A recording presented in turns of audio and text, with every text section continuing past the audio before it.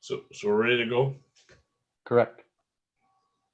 Good evening, everyone, and welcome to the December meeting of the Wilmot Township Committee of Adjustment. I'd like to introduce the members of our committee. We have Mr. Steve Miller, Mr. Tyler Bowman, and Ms. Louise Lalonde with us this evening, as well as Mr. Andrew Martin, who is our Secretary Treasurer and Township Planner, and Mr. Cameron Miller, Township Planner, who will actually be doing the reports this evening. My name is Wayne Roth. I'd like to read now the Wilmot Township Land Acknowledgement Statement. We have gathered in Wilmot Township on the traditional territory of the Neutral, the Anishinaabe, and Haudenosaunee, and the Mississauga peoples. We also want to acknowledge the importance of the Dish with One Spoon Covenant, a peace agreement made between Indigenous nations before the Europeans arrived. It characterizes our collective responsibility to each other and to Mother Earth. We should take only what we need, leave enough for others, and keep the dish clean. By acknowledging this covenant and the First Nations, Métis, and Inuit peoples, we are reminded of our important connection to this land where we live, learn, and work together as a community. I'd like to just quickly go over how we're going to be handling our meeting this evening. We are an independent body appointed by Wilmot Township Council, and we have the power to make minor changes to existing zoning regulations and to approve some changes to existing non-conforming uses, as well as to give consent. Each applicant will be notified in writing of the decision of this committee within 10 days. And also with that decision will be instructions on how it can be appealed. Any decision made by this committee can be appealed to the local planning appeal board, who will then hold a meeting and make a final and binding decision. If these decisions are not appealed, then they will become binding after 20 days from the date of this meeting. As for the format this evening, Mr. Miller will introduce the application. The applicant will then be invited to address committee on any matters that they wish. And following that, any members of the audience would have the opportunity. But as my understanding is, there are no other participants registered this evening.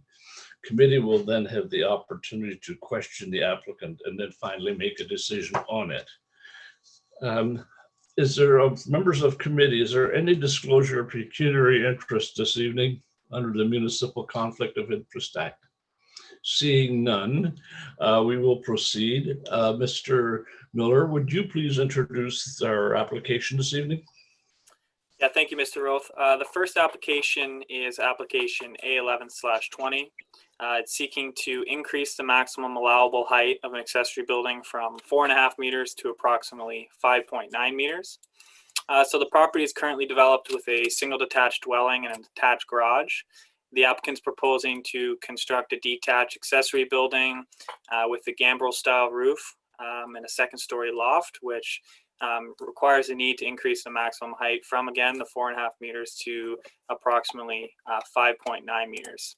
The applicants requested this increase in height in order to provide the necessary clearance to allow for a second-story loft, which would have a hobby and crafts room, and then on the main level, there'd be parking for vehicles and hobby equipment.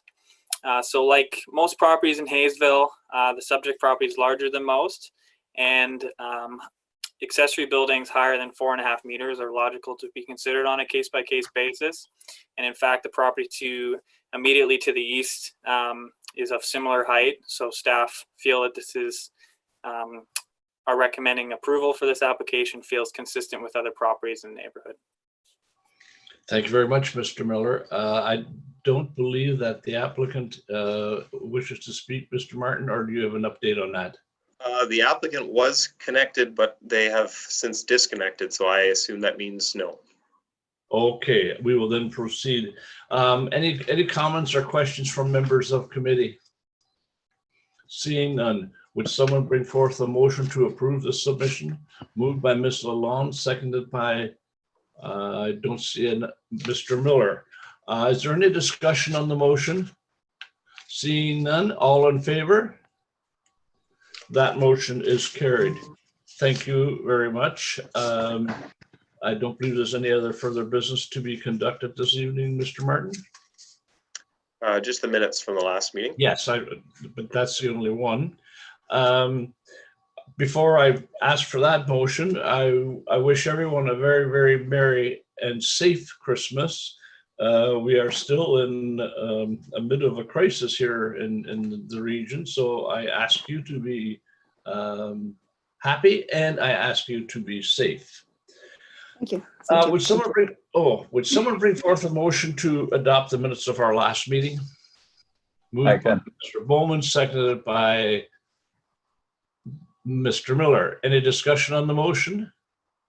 All in favor? That motion is carried. Thank you all and good night.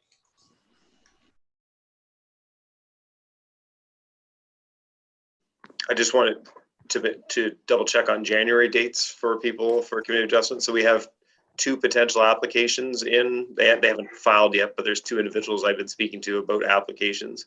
So typically that would be January the 6th, I believe, would be the day of the meeting. So does that work for everyone?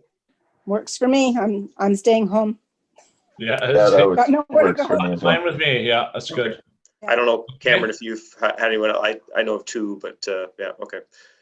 So Yeah, sorry, yeah, Andrew, there's 2 that are separate ones that are also kind of in progression, but I'll see if they're ready. But Okay. like you said, we have those other 2, so definitely enough to make. Okay. So we'll Yeah, know that's very good. mid-December. We'll confirm mid-December, like probably December, like the 14th or whatever. If we don't have applications in by then we won't have a meeting in January. So we'll send you a message. So Sounds good. Perfect. Thank Thank you. you all. Take Merry care. Good Christmas. Christmas. Happy New Year. Yep. Have a good night. Stay safe.